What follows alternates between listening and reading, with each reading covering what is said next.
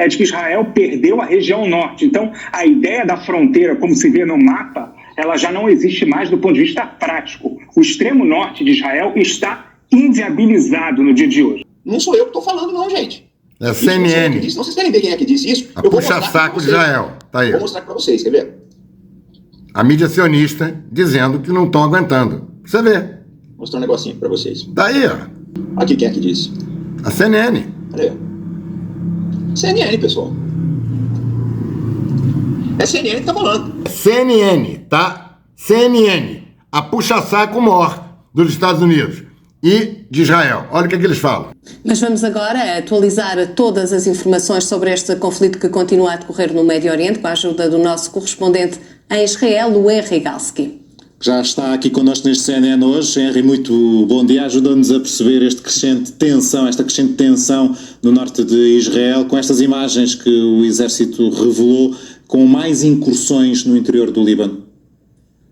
Exatamente, muito bom dia a vocês e a todos em Portugal. Existe uma situação clara de tensão por aqui, de escalada de violência e de um certo pânico do público israelita também, a partir de uma série de episódios que se sucedem ao longo dessa semana, principalmente nessa região por aqui. No dia de ontem, houve uma declaração absolutamente incomum de Shaul Goldstein, que ele é CEO da empresa independente de fornecimento elétrico de Israel e que causou muita repercussão por aqui. Ele disse o seguinte, que caso o Hezbollah atinja a rede elétrica de Israel, Israel só vai conseguir sobreviver, as pessoas só vão conseguir viver em Israel por 3 dias apenas. Que caso o Hezbollah atinja a rede elétrica de Israel, Israel só vai conseguir sobreviver, as pessoas só vão conseguir viver em Israel por 3 dias apenas. A Carla está falando que a população de Israel está comprando um gerador. Pois é. As pessoas só vão conseguir viver em Israel por 3 dias apenas. Ele falou isso, ele não disse isso numa situação de uma reunião fechada com membros do gabinete de segurança ou da coligação de governo. Ele falou isso num evento público, a conferência do Instituto de Estudos de Segurança Nacional de Israel. Ele traçou um cenário ainda mais dramático. Ele disse o seguinte, se o Sheikh Hassan Nasrallah, o líder do Hezbollah, quiser derrubar o sistema elétrico de Israel, basta que ele dê um telefonema para o responsável pelo sistema elétrico de Beirute, capital do Líbano, que, segundo ele, é exatamente igual ao daqui de Israel. Ele diz que se a guerra for adiada, a situação tende a melhorar do ponto de vista de infraestrutura do sistema elétrico de Israel, mas a verdade é que causou muita repercussão e várias ondas de condenações internas aqui em Israel, a ponto de a empresa que ele representa ter emitido depois um comunicado dizendo, e eu cito, as palavras do CEO não representam as avaliações profissionais da empresa sobre o estado de preparação do setor elétrico de Israel para uma emergência. No entanto, essa declaração chegou tarde demais. A partir do momento em que essa declaração foi feita pelo CEO da empresa, houve uma situação realmente de corrida para entender realmente qual é o quadro diante dessa possibilidade de uma guerra do Hezbollah. E há, claro, um temor público a partir do momento em que o CEO da empresa de energia elétrica, da empresa independente do país, traça um quadro tão grave como esse. Esse é mais um dos episódios que mostram o estado de calamidade que se vive, em especial aqui no norte de Israel. Henry, é precisamente esse ponto que queria destacar. Quem segue o nosso trabalho, principalmente o teu trabalho aqui na CNN Portugal, sabe que vives em Haifa. De Haifa, da cidade onde te encontras até à fronteira com o Líbano, são mais ou menos quantos quilómetros? Coisa de 20 quilômetros, basicamente, é muito perto. Hoje em dia, o que se fala por aqui é que Israel perdeu o norte. Essa é a gravidade. Se usa essa frase comumente, tanto pelas pessoas comuns como pela imprensa, pelos políticos de oposição, é de que Israel perdeu a região norte. Então, a ideia da fronteira, como se vê no mapa, ela já não existe mais do ponto de vista prático. O extremo norte de Israel está inviabilizado no dia de hoje. A situação prática aqui, para que as pessoas é que a fronteira real hoje em Israel seria a cidade de Naharia, que fica a 10 quilômetros da fronteira de facto, que nós conhecemos pelo mapa. Uma cidade grande, 60 mil habitantes, grande para os padrões israelitas. Uma cidade como Kiryat Shmona, que fica a 4 quilômetros da fronteira, a cidade considerada grande para o extremo norte de Israel, com 23 mil habitantes, ela foi já praticamente toda evacuada e não há perspectivas de que essa população, cerca de 60 mil pessoas foram evacuadas das suas casas desde o início da guerra, não há perspectivas de quando essas pessoas poderão retornar. Esse é o quadro por aqui que causa muito temor na população. Só para terminar, eu trago uma pesquisa também do Instituto Tel Hai, que é uma universidade que fica justamente no extremo norte de Israel, que mostra que na situação específica do caso de Kiryat Shmona, dos 23 mil habitantes, 43% consideram a possibilidade de não retornar a viver na cidade, mesmo ao final da guerra, e 13% da população já decidiram que eles não vão retornar, mesmo se a guerra terminar amanhã, por exemplo. Essa é uma derrota muito grande para Israel, muito grande para a ideia do que é Israel, um Estado soberano, em que as pessoas, em tese, poderiam viver em qualquer parte do país com segurança.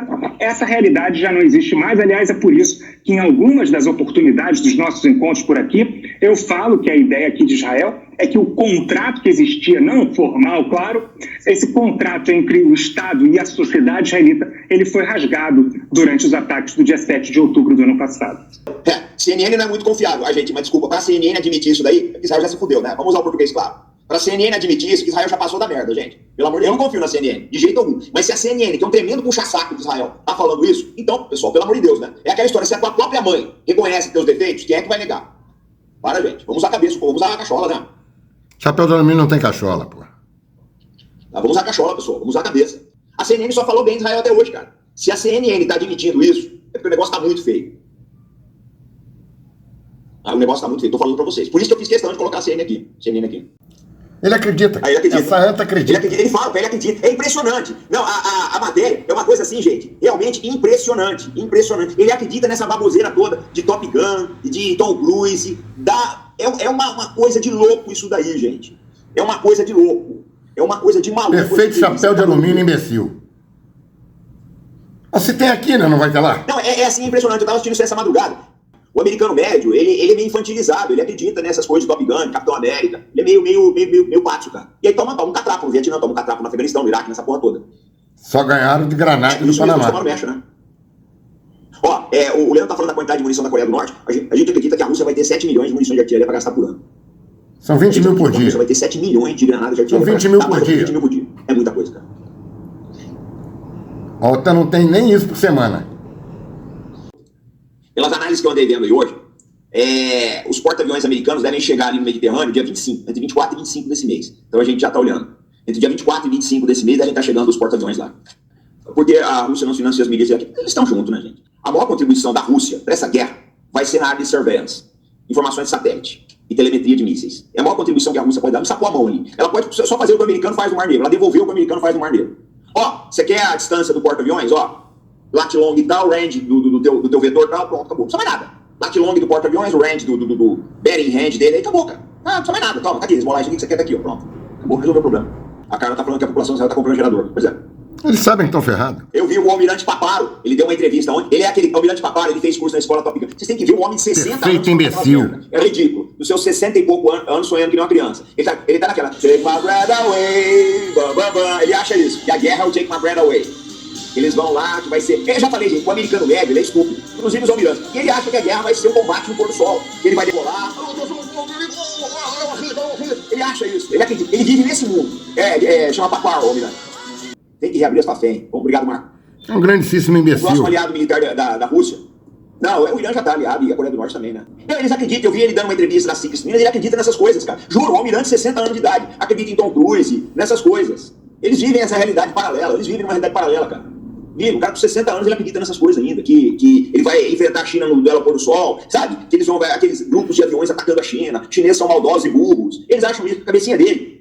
Ele foi educado pra isso. Aqui no Brasil tá cheio de doutrinado imbecil, militar, que acha isso. Ele é um imbecil. Ninguém tem coragem de falar pra ele. Só vai ouvir, só os puxa-não, almirante. O senhor é lindo, gostoso, delicioso, almirante. O senhor anda sobre as águas. Almirante, seu cheque nunca volta, mas o senhor caga cheiroso, almirante. É assim, né?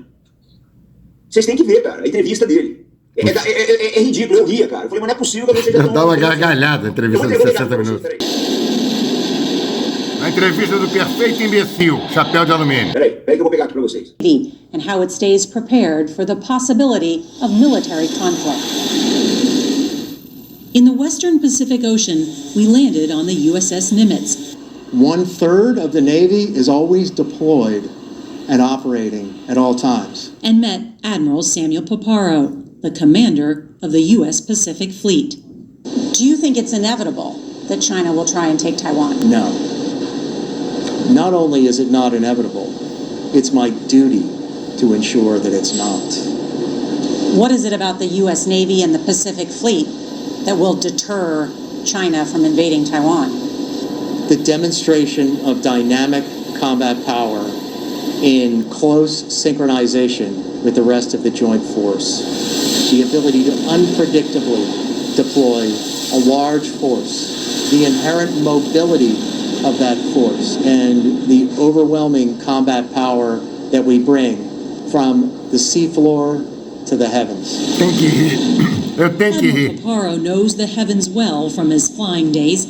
He logged more than 1,100 carrier landings and graduated from Top Gun in 1994. Imbecil desse, So we 60 couldn't anos, resist falando asking besteira, him about the films acreditando which nessa are historinha da produced by carochinha. CBS's Mas também tem um monte de parent brasileiro aqui, company, até militar, um monte que acha que os Estados Unidos é tudo isso aí. Hollywood portrayal of the Navy School for Fighter Pilots. Who did you most relate to? In fairness, I am in the duty position that Iceman portrayed in the movie. Admiral? How realistic are those flying scenes? Inacreditável, cara. They're very good. Cara, I saw a couple of é maneuvers, muito imbecil. and I turned to my kids and described what they were. And there were numerous maneuvers that are completely applicable in air combat maneuvering. I thought that the flying scenes on the first one were incredible, but there was even more realism in Top Gun Maverick. Admiral Top Gun. Paparo oversees 200 ships and 150,000 sailors and civilians, including Lieutenant Commander Patrick Tucker. It makes you the best fighter pilot in the entire world. A Top Gun graduate and former instructor. How similar is the movie to actual Top Gun?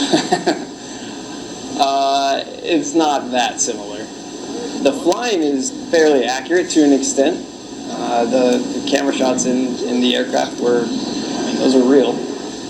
But as far as the fake mission and kind of the story behind it, maybe not quite as accurate. There's no penny at the bar ringing the bell. There's no penny at the bar ringing the bell. One thing the films get completely right, all naval aviators have call signs they use in the air. And what's your call sign? Pappy. Olha a cara It do had to be my imbecil. grandfather's nickname in the Second World War when he served in Guam and in Hawaii. And, of course, the world-famous fighter pilot Pappy Boynton carries that call sign. In some ways, it's a legacy name. Yeah. Eu digo que a única Because you saída, interviewed some eles tomaram um pilots pau whose names feio, are que é para as John pessoas entenderem que ele é um idiota e o chapéu de alumínio mais ainda. É o único jeito. Nós ficar acreditando nessas imbecilidades aí. É risível, cara. Tem que ser muito idiota.